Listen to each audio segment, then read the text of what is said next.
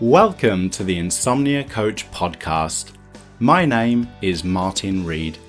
I believe that by changing how we respond to insomnia and all the difficult thoughts and feelings that come with it, we can move away from struggling with insomnia and toward living the life we want to live.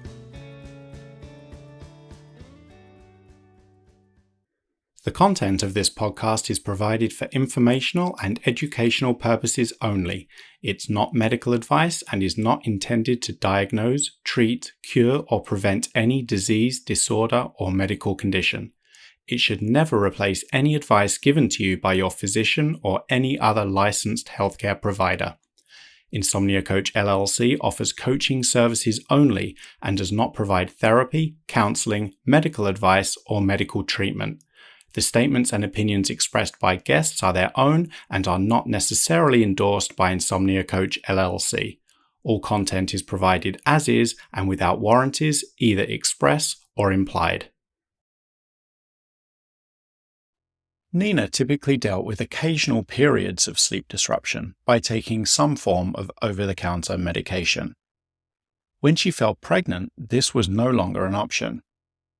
Work stress seemed to make sleep more difficult, and so Nina stopped taking on work. Her sleep would improve, but every time she started working again, she struggled with sleep all over again. At this point, Nina thought her ongoing struggle with sleep might be down to pregnancy hormones, and yet, after giving birth, her sleep seemed to get even worse. Nina tried to make sleep happen by consuming alcohol, taking supplements, and meditating. She tried hypnosis. Her doctor prescribed her medication, but the side effects were awful. Nothing worked, and Nina felt stuck. She felt scared, and she didn't know what to do.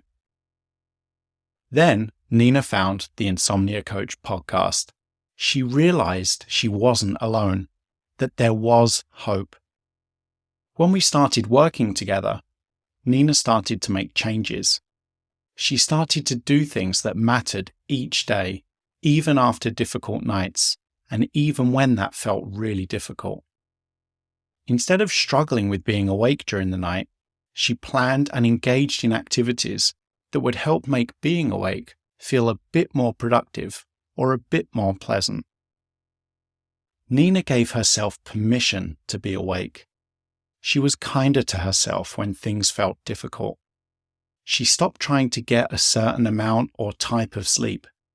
She focused on actions that would help her get her life back from insomnia, rather than continuing to battle with insomnia. Nina's journey was not easy. There were setbacks. She went back to sleeping pills from time to time. Today, Nina is back at work. She enjoys her bed again. She is being the mother she wants to be. She has her life back from insomnia.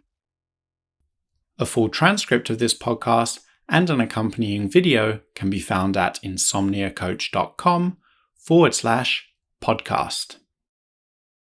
Okay, Nina, thank you so much for taking the time out of your day to come onto the podcast. No, thanks for having me. Can you tell us a little bit more about when your sleep problems first began and what you think might have caused those initial issues with sleep? Yeah, so for me, in a way, it kind of happened slowly. And I didn't really know that I had a sleep problem.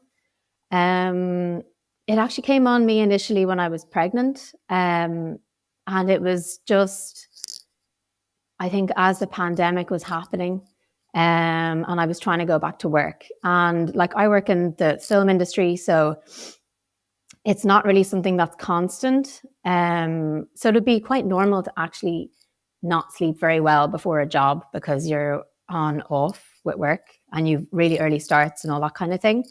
So I was trying to go back to work kind of just when things were opening up again, and I was quite stressed. I'd also gone through like a pregnancy loss before that, like quite late term. So I was, I think I'd had a lot of kind of stress, trauma, whatever, blah, blah. And then the pandemic on top of it. And I was a bit worried about my pregnancy. you know, working in film, like I'm a makeup artist, so I work quite closely with people and that kind of thing. So I was just even trying to read scripts and things, and I was starting to get quite stressed. And then when I went to sleep, I couldn't sleep. And I just, it wouldn't be unusual for me to not sleep before work for the first day, but any time in the past before I had been able to just take something to help me sleep, I'd go to the chemist. Looking back, I don't think this is a really good thing to do anyway, but it just shows you what I would have done, what we all kind of did if we didn't sleep. We'd be living on caffeine tablets during the day and, you know, taking flu tablets at nighttime to get a few hours to get up again at 3 a.m. or whatever, you know, crazy stuff. But when you're pregnant, you can't do any of that. So that, I think, made it worse for me, knowing that I couldn't take anything. And I just thought, oh my God. And then the next day, the same thing happened. I couldn't sleep. The day after that, I couldn't sleep. And I thought, what the hell? So I thought, oh, I'll go to the chemist. I'll see, you know, what they'll tell me that I can take for sleep. And of course, I went in and they said, you can't take anything. You know, you're pregnant, blah, blah, blah. And that then made it worse again. And the cycle just kind of continued. And then so I thought, well, okay, you know, I can't do this job. I'll just step back for a bit, try again another time, you know, went back to sleeping absolutely grand, took another job. Oh my God, the same things happened, you know, and I thought this is really weird, but I put it down to pregnancy. I put it down to, oh, it's because I'm pregnant and I can't take anything to help me sleep.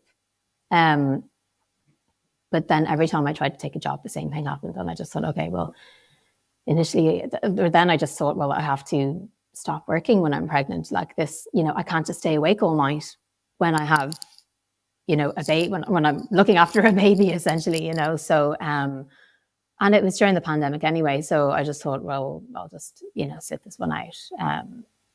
But then after I had the baby and I tried to go back to work again, the same thing happened. And I fell into the same cycle with breastfeeding because I was breastfeeding and I couldn't take anything, blah, blah, blah. So this whole time, I didn't really think it was insomnia. I thought it was just related to pregnancy hormones. You know, I really didn't know what was happening. But the same thing happened on and off for ages. And then it just got worse.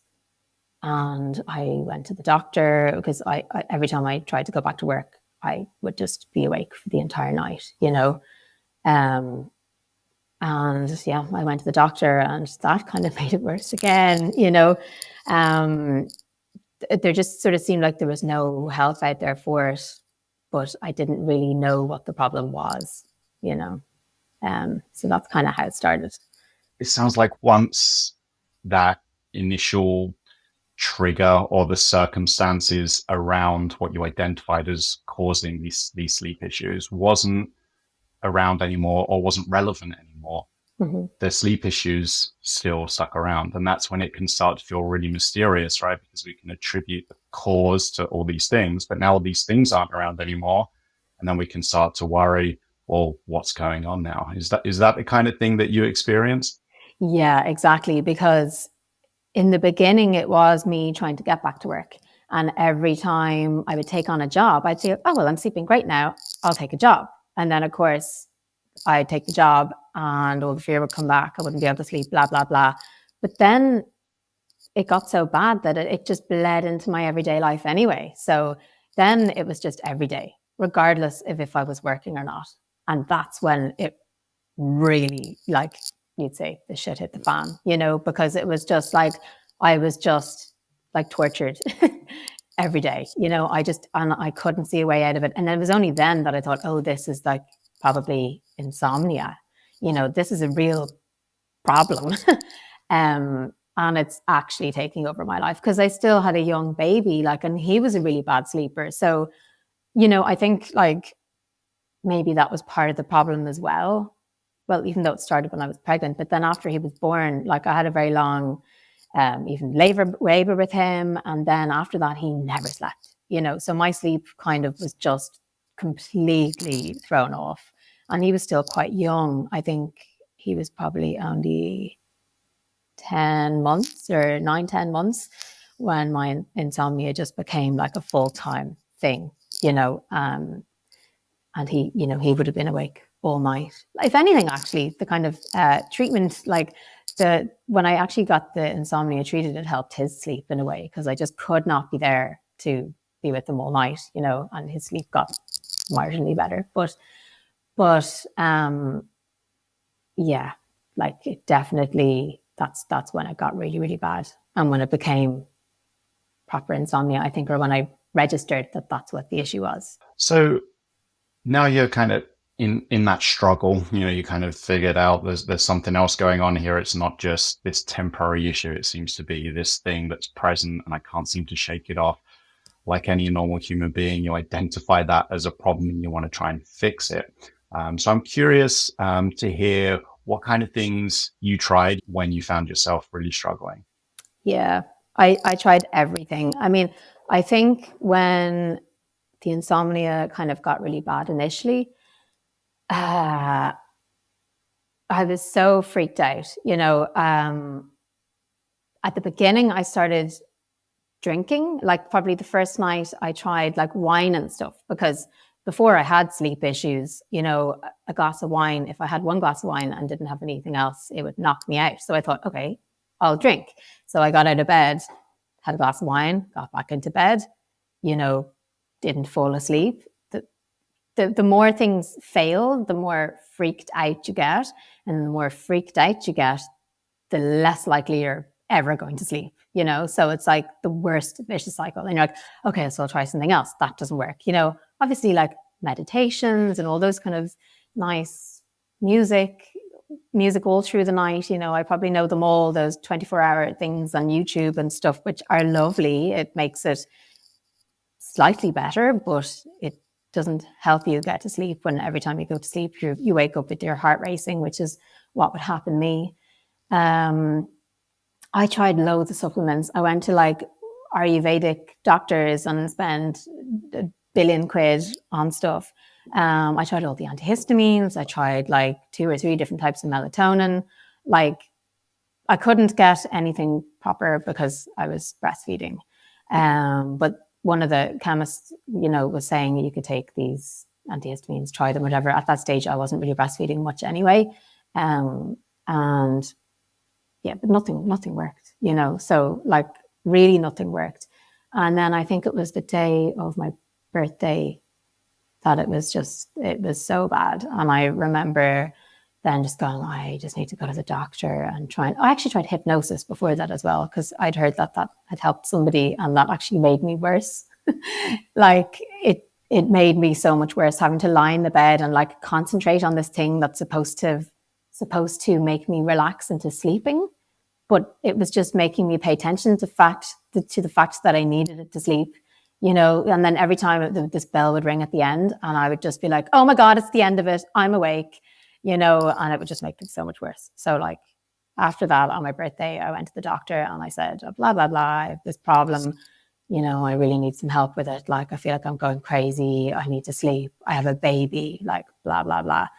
And he was actually quite good. He wasn't my regular doctor because my regular doctor wasn't there, but he told me CBT would be really good. And he gave me the name of a counselor, but he obviously mixed up CBT and CBTI, because CBT was just counseling and, that was great, but it wasn't going to help with my insomnia. And I did download CBTI apps, which kind of gave me a bit of, an idea of what CBTI was, but it just wasn't enough. And then he prescribed me an antidepressant because he said that it might help with my sleep. And I thought, well, I've had a really stressful year anyway, so maybe this antidepressant will help me with my sleep.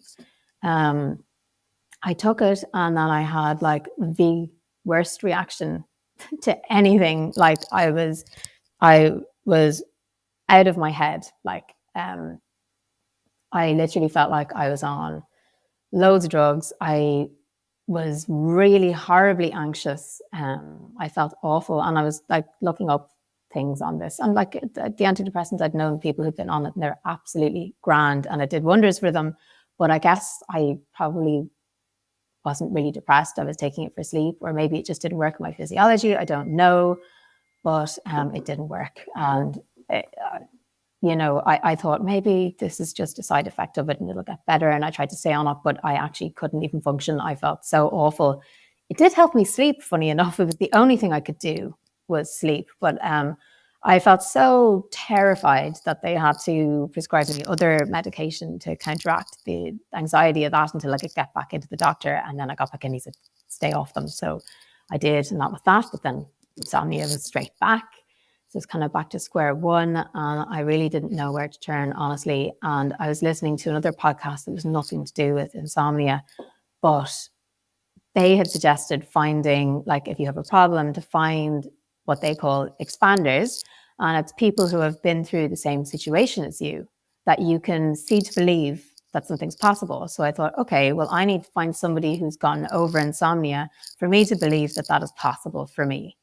And I just knew two people, my mom, actually, funny enough, and my stepmom, who have sleeping issues, but neither of them had gotten over them. So I was kind of doing the anti-expander by thinking, oh my God, these people have sleep issues and they just take sleeping tablets and they can't really do anything because they never sleep. And it was doing the opposite for me. It just made me panic way more because I could just see what they were doing, and I knew that I didn't want that, I was just making it worse. So I ended up just Googling, I got over my insomnia or something like that, and up came your podcast. And that's how I found you and your podcast and your YouTube channel and stuff, which gave me everything that I was looking for in the expander way. But and that was great. I really needed that. And I had actually gone to a sleep consultant before in Dublin, but yeah, that didn't really help either. It was the right idea, but it just didn't work for me either. I just felt like it was kind of a tick the box thing.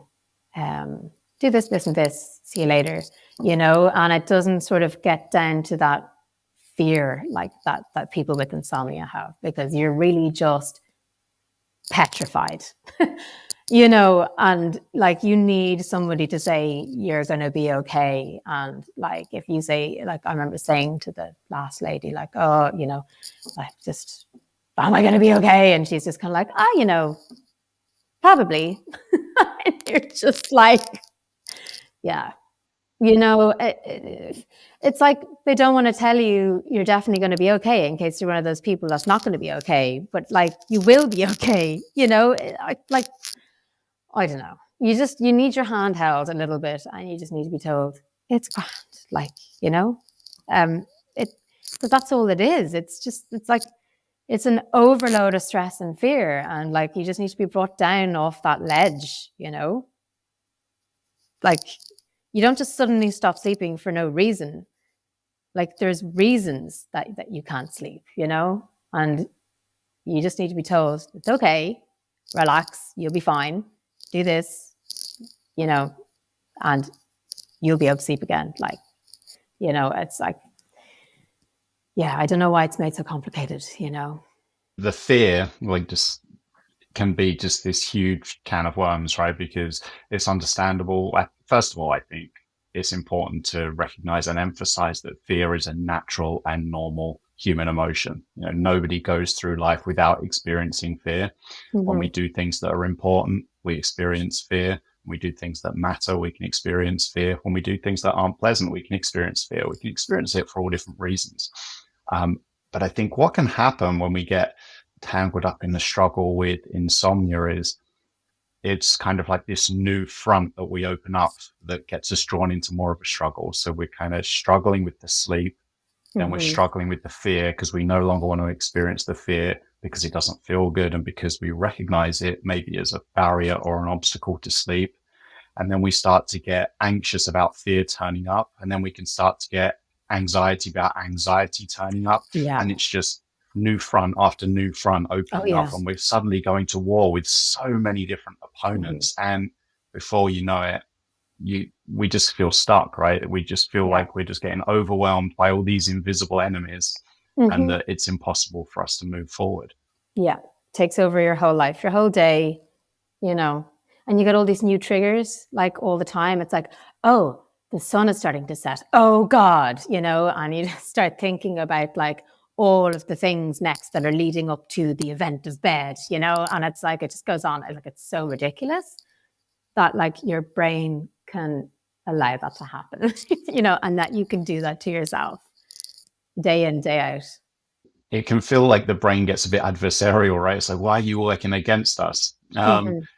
But the truth is, the brain, when it's generating fear or coming up with all these thoughts and stories and time traveling into the future, what might happen, what has Mm-hmm. happened in the past, really the brain is actually doing its job of looking out for us, right? It's just trying to figure out what's going on, how to fix it, how to protect you. But because we, going back to what I was saying earlier, because we can see that as an obstacle, as a problem, and because sometimes it doesn't feel good to experience certain thoughts and feelings and emotions, we can start trying to fight or avoid them. Um, so then the brain's got this idea that, hey, I'm looking out for you here. I've got some important stuff to say. And we're kind of, no, I don't want to hear it. I don't want to hear it. I'm going to distract myself, or I'm going to Mm-hmm. avoid a situation that generates that stuff. Yeah. And that's when it can kind of grow in power and influence, right? So all these thoughts and feelings and stories now kind of take on a life of their own. They become so much more powerful because they Mm-hmm. start to influence our behaviors. And they can start to consume more of our energy and attention as we just trying to push them away or trying to avoid them. And it's completely understandable why we would do that, but it often just gets us drawn into more of a struggle that makes things so much more difficult. And it sounds like that was your experience, not to put words in your mouth, but it sounds like that's what you're describing. Would you say that that's Yeah. accurate? Yeah, it was definitely accurate. I mean, I guess I had the sleep issue for probably around 2 years, maybe 2 years more, maybe. But for a year, it was really constant. Like, and for that, I mean, I also was on sleeping tablets, so I didn't mention that before because I was given them, funny enough, by the first sleep consultant. I got them from where she kind of told me like, oh, you're either taking them or you're not taking them. So I ended up taking them, and that obviously made my sleep worse. And then I was taking like a full sleeping tablet every day for, I don't know, 5 months or something, 6 months. I couldn't get off them then, and they weren't even really working, but like that made the anxiety worse, and the sleep. Yeah. So it was like, I guess the sleeping tablets probably gave me a little bit of rest for a while, but I was also like, the feeling of knowing that you're using a tablet for sleep and that that's not in your control anymore is just weird. Like, you don't want to give your control of sleep over to a tablet. I mean, nobody really wants to know that, even psychologically, that like, oh, I can't go sleep anymore, so I need to take this tablet, and then they kind of stop working or whatever. But like, yeah, that was very much my life, on and off and on and off and full time for months, years, really, because I couldn't, like, I still couldn't go back to work, or every time I did, I'd have to take a tablet if I went back to work, and sometimes the tablet didn't work, and and then sometimes maybe one night I'd have a good night and I'd think I'm okay, and then I wouldn't again, and it just, in the back of my mind, it was always like, oh, I'm not over this thing, or I felt still kind of like tied to the past in a way of like, times that were harder or whatever, like that was still like clinging on in a way. I wasn't over it. And it took a long time to get out of the horrible fear part, definitely did. Definitely did. Yeah. Maybe we could talk a little bit more about if there was a change of approach to that fear, or how you were able to approach that or deal with it in a different way once we started to work together. Because it sounds as though you recognize that the fear, maybe the anxiety around sleep, how it's influencing your life,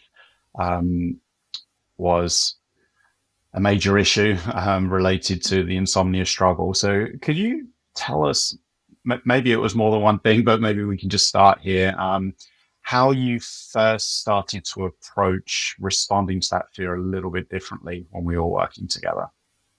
Yeah, well, I think for me, I started with your free course actually, and that really helped. I think from the moment I signed up with that, I stopped taking the sleeping tablets. So I think I was really mentally ready to just be like, I need this to go away and I'm going to do whatever it takes.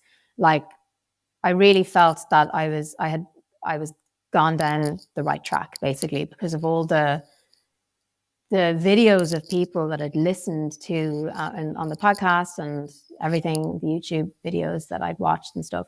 I really felt like, if they could do it, I could do it. So I wasn't as afraid of what was coming. Like, I knew what was coming in the sense that I'd done all the sleep restriction before. I actually had been doing all that for months before I worked with you. So I was somewhat sleeping, but I was also still on sleeping tablets. So I hadn't managed to wean off them properly. And like, I'd get somewhere with it and then I'd fall right back down again. So I guess, yeah, I was really, really, really ready. And I think what shifted was, I guess, being up at night, just not resisting it, and also going about my day and not letting things get in the way of that. That was a really important thing. And that was a really, really hard thing to do because it wasn't always easy, but I think that really helped. Some of the days were so long, even just with a baby who woke up, like he would wake at like 4 or 5 in the morning. So my day was long and he would wake during the night and he would only be going to bed at like 8 p.m. or something, but spending the weekends trying to do something memorable definitely did help. And I know that was one of the things that you would say, and the more that you would do those things, it would, you would be making those memories and it would make sleep less important. And that is true, although it was hard to do that, but it did end up making sleep less important because it wasn't just like, I didn't sleep, so I'm just going to sit in today and my whole day's ruined because I'm tired and I didn't sleep. Whereas you're just going to be tired at home doing nothing, and so that helped, but also just staying up at night and not just waiting to go back to bed.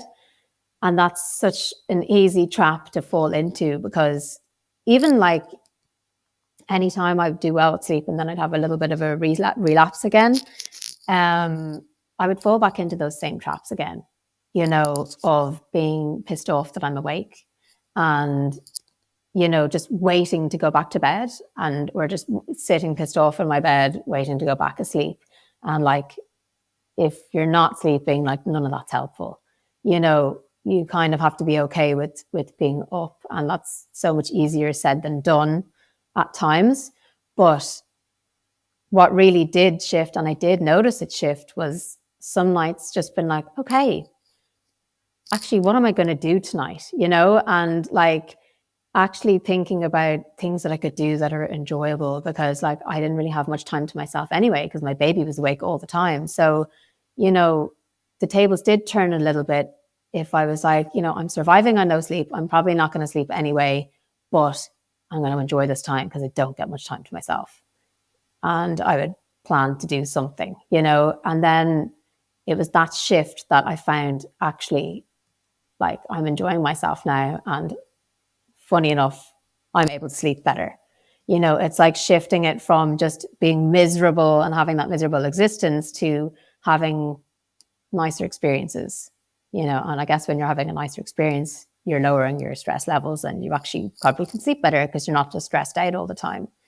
So yeah, and I do remember that at one specific moment kind of going, because I had notes up in my kitchen and I used to write things like ideas that I could do at nighttime when I was awake. I'd write them down. And sometimes it was really just like household tasks because I thought, well, if I'm going to do some cleaning, at least it means I don't need to do it tomorrow when I'm really tired, and I would take some things off my list, do the dishwasher, clean the cooker, clean the kitchen, it's better than sitting down just like I'd be so alert anyway. As soon as I'd hit the pillow, my, stress levels would go through the roof. My heart would beat so fast. No amount of sitting down, relaxing was going to chill me out that much. So at least if I got some things done, I could feel good about that, and go and relax and not just be like looking at the clock thinking I need to go back to sleep. So all of those things kind of did help. And that getting that into my head that was okay and allowed, and I don't need to just think about the hours that I need to get, because you're either going to get them or you're not. And I could never tell how many I was going to get. So I might as well be doing other things. And that shift sort of, I think, really made a difference, because at least I was happier, Yeah, and you're kind of giving yourself options, right? Because when you got the default option, which is maybe like just stay in bed and just try to make sleep happen, because maybe your mind is saying, well, if you do something else, whether that's in bed or out of bed, then sleep's less likely to happen now, because you're not trying.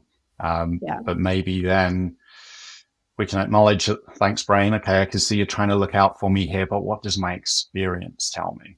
My experience might be telling me something different. My experience might be telling me, actually, the more I'm just trying to sleep, and that's my core focus, the more I tend to struggle. It doesn't tend to make conditions any better for sleep. So how about I give myself alternative options? So if I do find myself really struggling, it becomes really unpleasant, I've got something else to do. Whether it's reading a book, watching TV, getting some stuff done off the to-do list, it really doesn't matter, because at this point, the goal isn't really to make sleep happen, because that's something your experience is probably telling you cannot be achieved through effort. The goal is really to practice experiencing being awake at night with less of a struggle. So we're just doing something else that kind of, in a way, is training the brain that, all right, wakefulness can be unpleasant. I'd much rather be asleep. I'm not trying to trick myself, but at the same time, it's not a threat. It's not something you have to be quite so alert to protect you from. And I'm demonstrating that being awake at night isn't a threat by struggling less with it, by doing other things, by not going to war with this invisible enemy of nighttime wakefulness. And that in turn can also just take so much of the pressure we might put on ourselves to sleep, because now we're not actively trying to sleep. We're just making use of that wakefulness, maybe in a more productive or a more constructive way. Yeah, as well. And knowing that, you would always say as well that like thinking about your day the next day is so much worse than actually living your day the next day. And although sometimes the days are hard, but like the days actually that I was in work exhausted were probably a little bit easier than the days that I was at home exhausted anyway.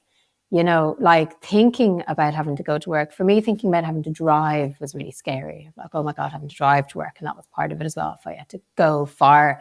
But the days that I was in work weren't that bad.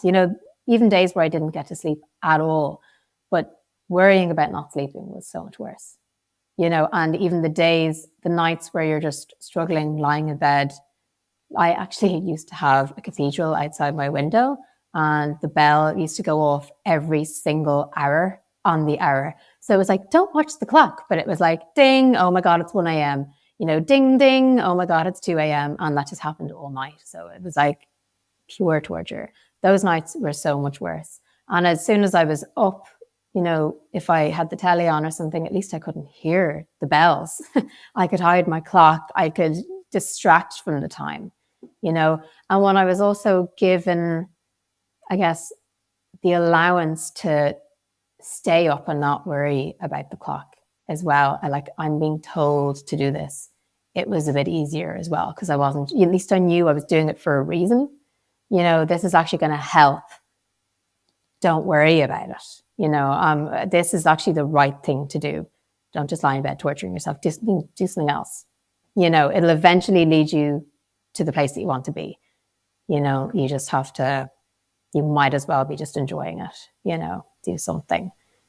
Do something other than just lie in bed, which I did so much of anyway, like my link with that pillow was so strong for staying awake and not sleeping.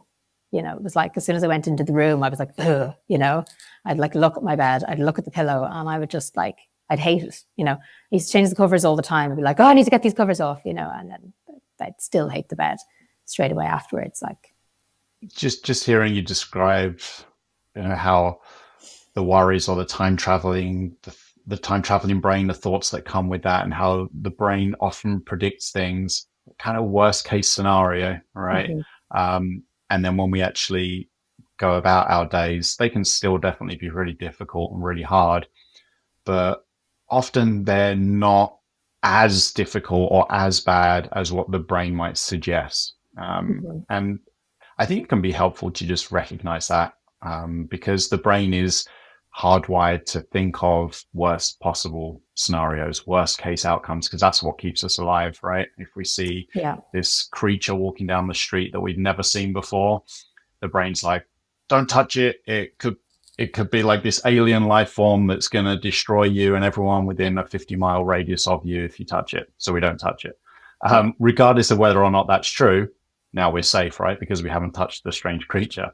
But that can work against us too if we kind of take it literally, if we take those worst case scenarios that the mind's coming up with and we just see them as 100% facts.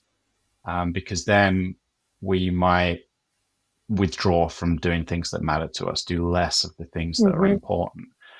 And then, like you touched upon, maybe then we're kind of sitting at home doing nothing. No job. Yeah, no money. Exactly. Yeah. No friends. Yeah. And it's not, then it's kind of, the question is it the insomnia that's leading to this result, or is it the way I'm responding to the insomnia that's leading to this result? And I don't say it that way to kind of attach blame, but I say it that way because it can give us a sense of control back, you know, because if it's down to our response, maybe if we respond differently, if we can keep doing at least some of the things that matter, even if they're really small, and maybe we start to chip away at the power and influence that insomnia and the thoughts and the feelings that come with it are having over us. And as we continue to do that, maybe we can start to emerge from the struggle, you know, pull ourselves out of the quicksand. And it's very rarely a quick and easy process. It often takes ongoing practice, especially when your brain is screaming at you, you know, there's no way you can do this. You've got to stay home. You've got to rest. You've got to recover.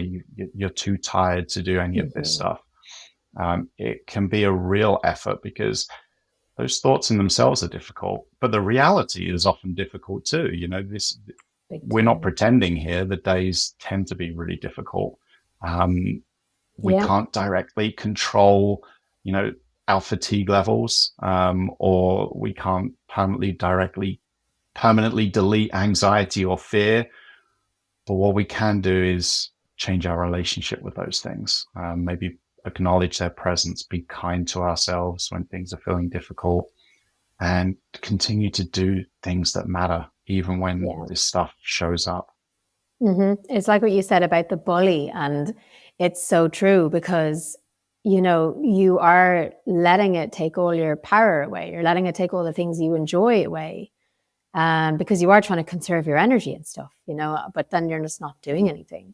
Like one of the things that I did as well then as I was just going to the gym whether or not I slept, you know, and I probably wouldn't have done that before.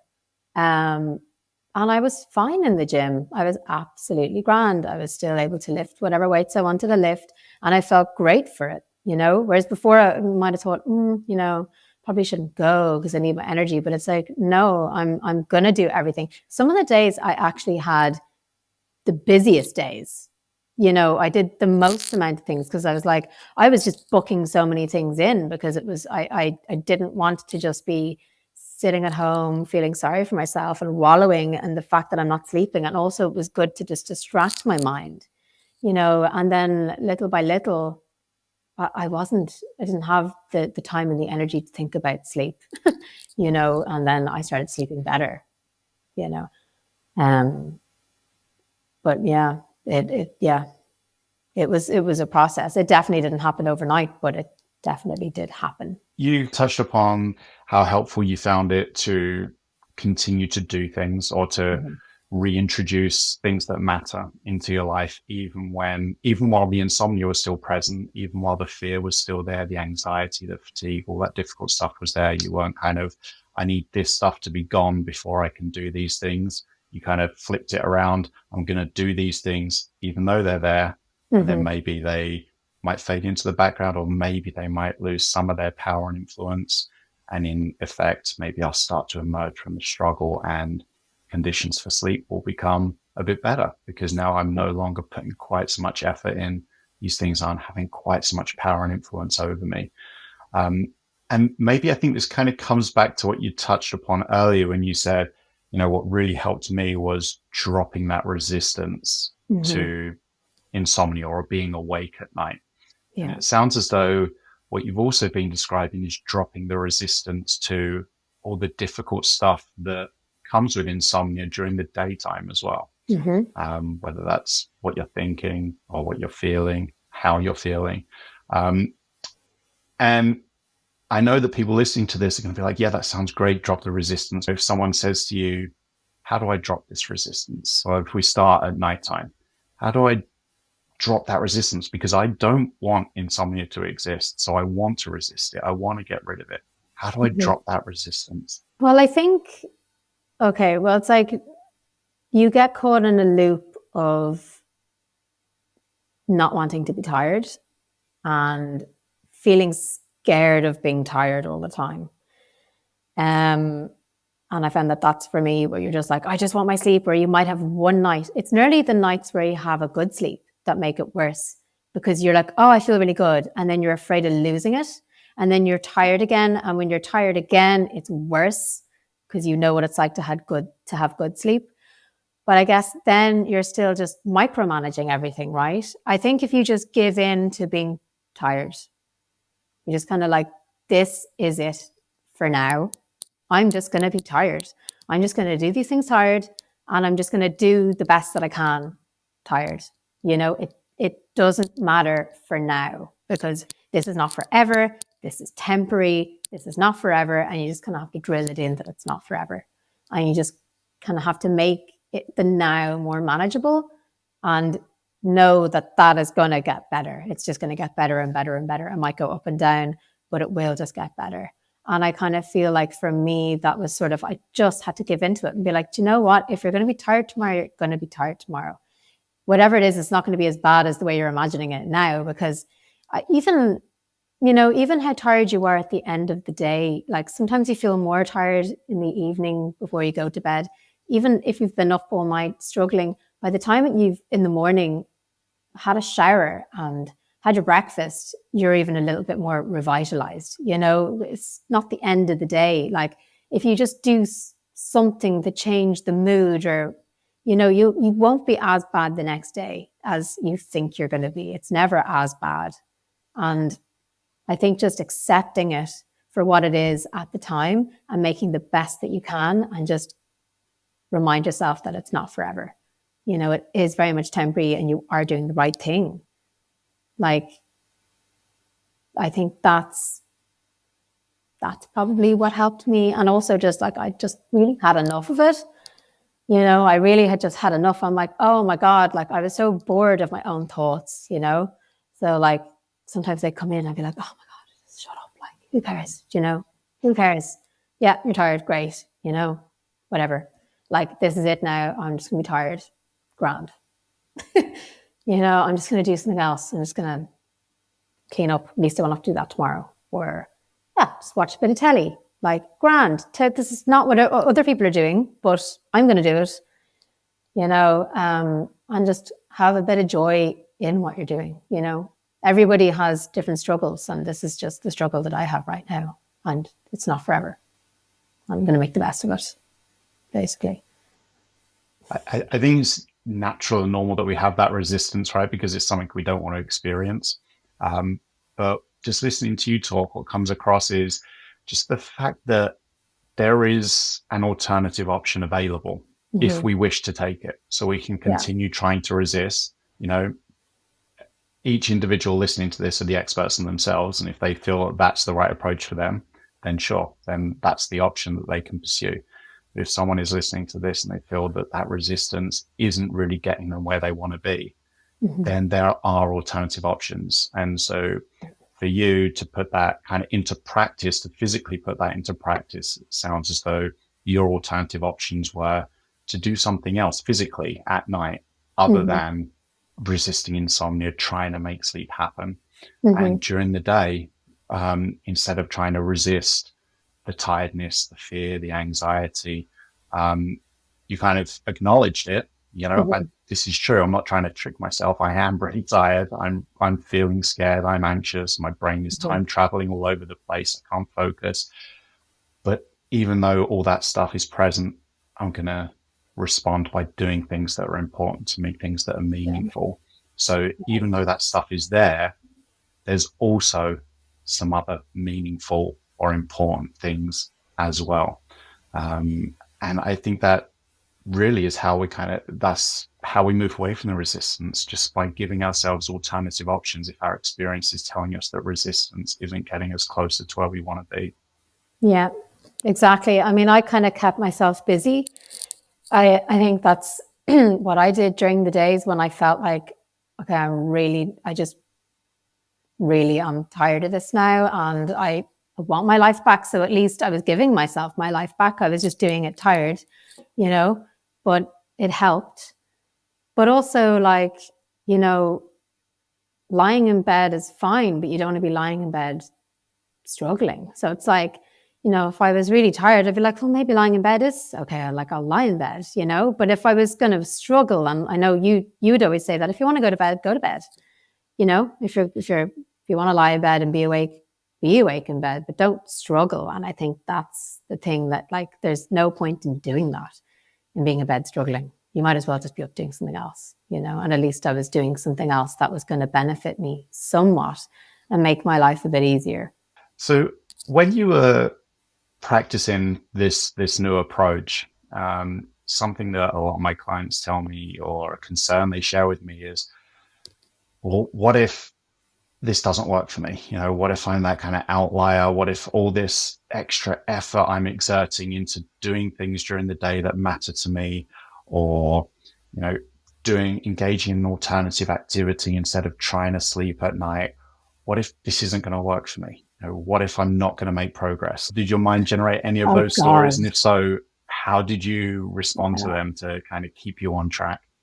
Yeah, I mean, I thought that all the time. I didn't think I would be on the podcast or on a podcast, or, I mean, if anything, I just had people around me who'd like suffered from sleep issues and who were just popping pills, and that was them, and I was just like, oh my God, that's all I saw, and thanks to your podcast and thanks to your YouTube channel, there's just so many people, and then the forum as well, like you could see on your forum who's a client and who's not a client, and and I think that's great as well, because you've got people who are clients helping people who aren't clients and stuff, but it also, you can see how people are evolving and how people are struggling, and it's I just thought there was so much evidence there to suggest that this works, and that just kept me going. And I thought, what, like, but if you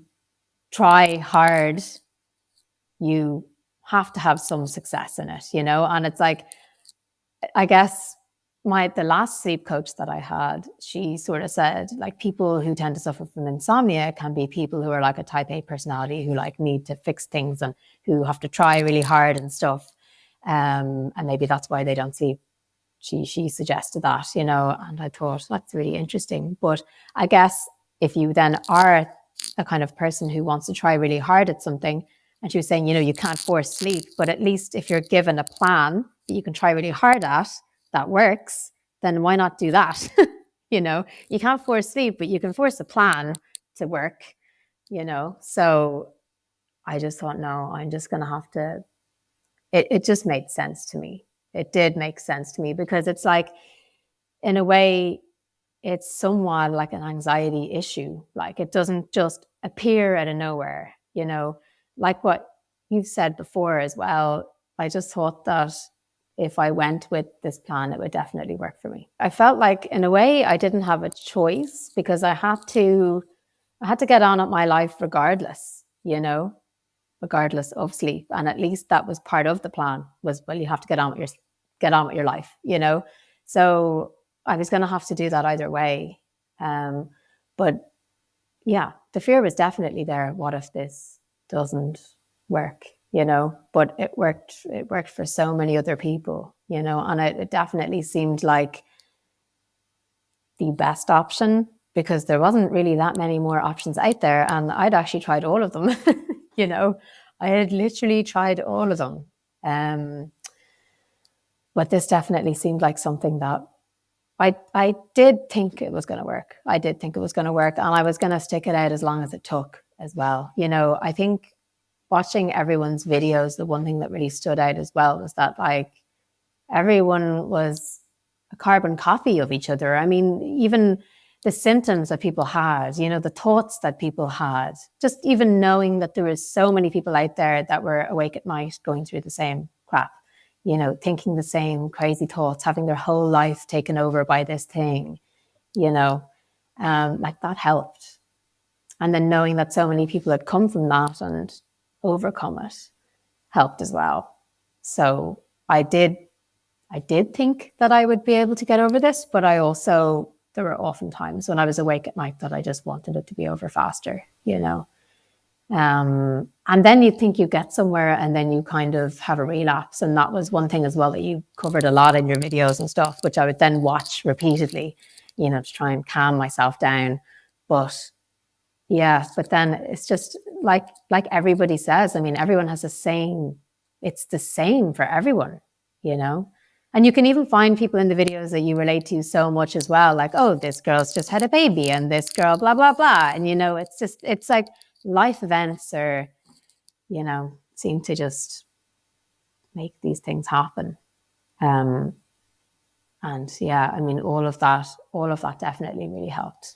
And yeah, I definitely wasn't sure, but, I think my sleep is fairly good now. So yeah, it's definitely better.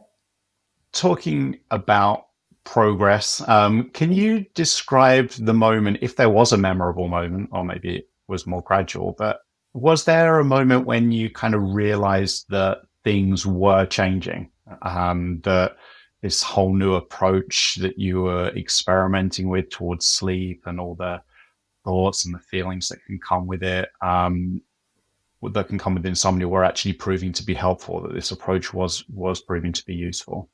Yeah, I mean, I did the course. I remember kind of getting to the end of that and being a little bit like afraid, oh my God, I'm on my own now kind of thing.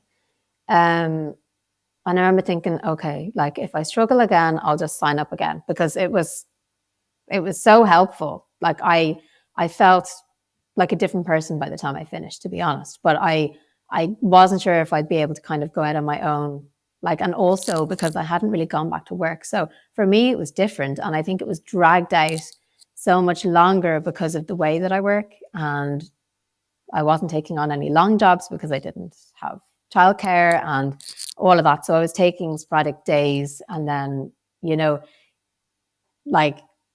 it would just bring the sleep thing back up. And you had actually said before as well that normal people experience, bad sleep from time to time. And that was something that I genuinely didn't really agree with. I was just like, do they? No, they don't. I had completely forgotten. I had forgotten what my sleep was like. I think I was just totally clouded to that. And I really didn't believe it. And now I can see that, and that it is normal. But at the time I didn't think that. So yeah, every time I would go back to work or have a day, I would be like, oh my God, my sleep, blah, blah, blah. Which I'd say a lot of that was somewhat normal. And then, of course it was going to be heightened for me, not really only because of the insomnia, but because I hadn't worked really in years, at that rate. I hadn't, my skill was, not really being practiced. And I'd had the whole pandemic. I was now a mom. There was so much in that. And then I was just like trying to just flex my makeup artist muscle and just go back to work as if like nothing had happened. And I just think that I'm just going to be able to go sleep and have a great night's sleep.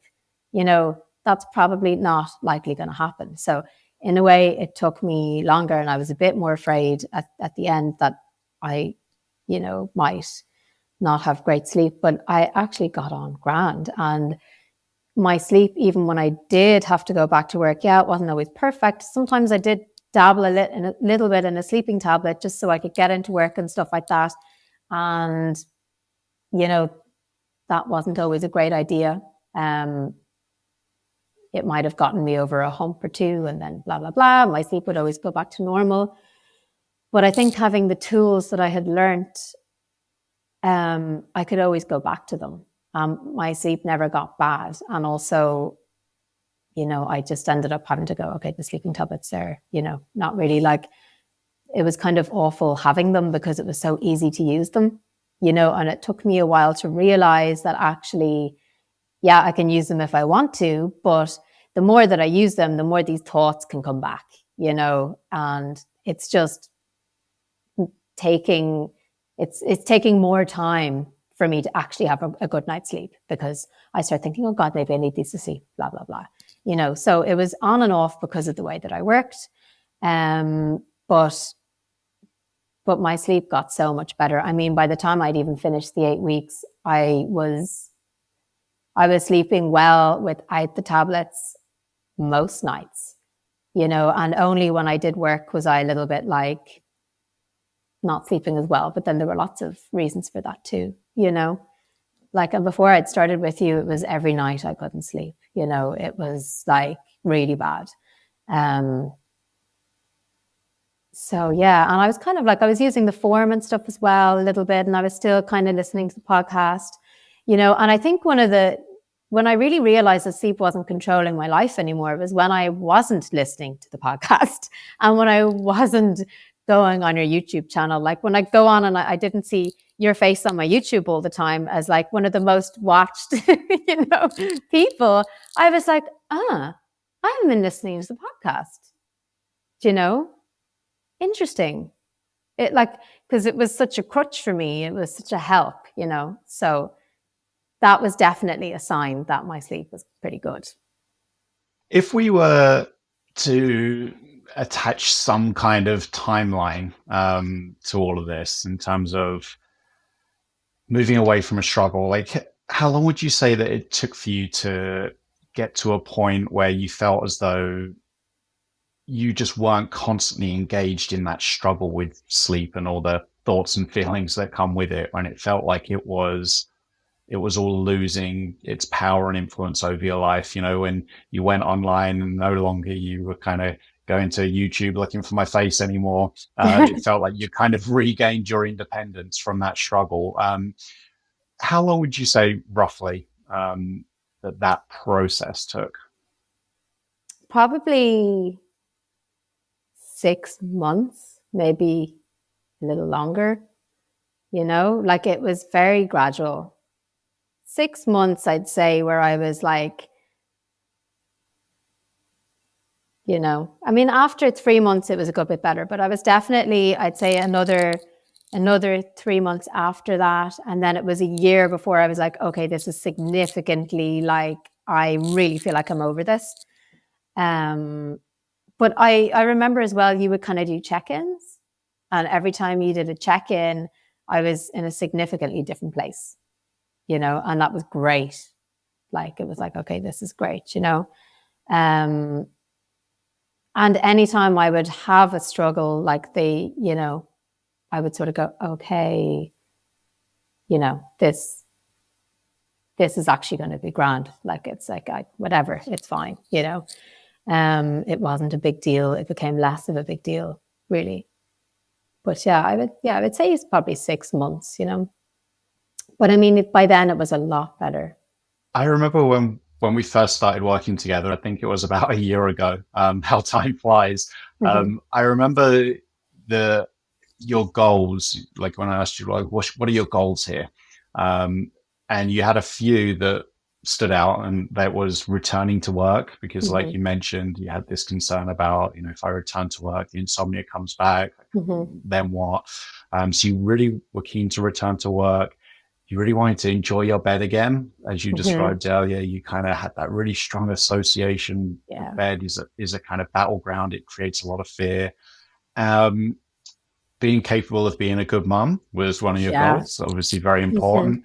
And just putting that struggle behind you so you could kind of move on with your life, live the kind of life you wanted to live. Now you're able to kind of reflect on your journey. How do you feel you're doing with those goals?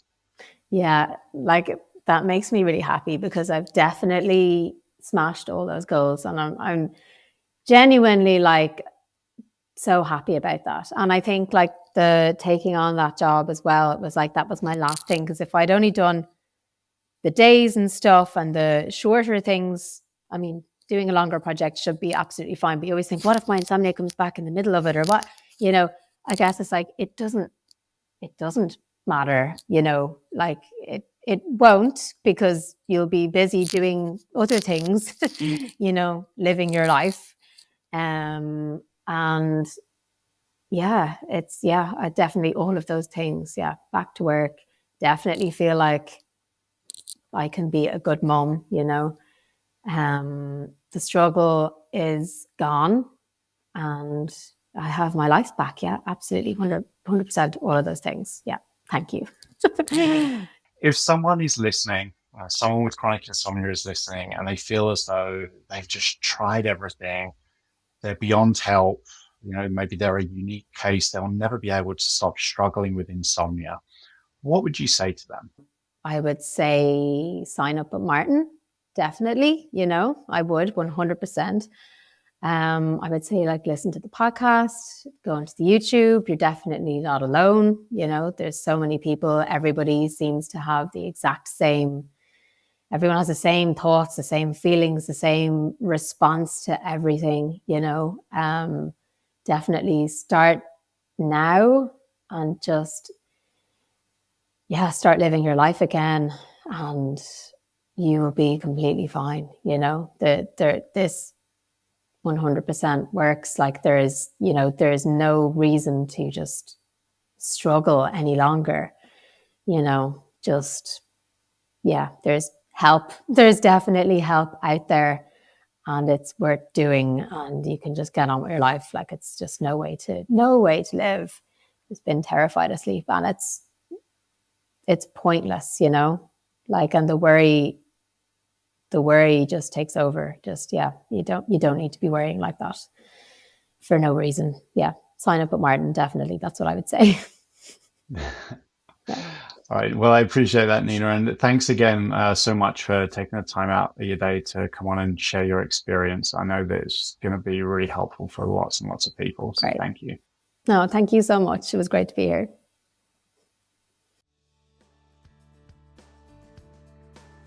Thanks for listening to the Insomnia Coach podcast. If you're ready to get your life back from insomnia, I would love to help. You can learn more about the sleep coaching programs I offer at insomniacoach.com. And if you have any questions, my email address is hello@insomniacoach.com. I hope you enjoyed this episode of the Insomnia Coach podcast. I'm Martin Reed. And as always, I'd like to leave you with this important reminder. You are not alone, and you can sleep.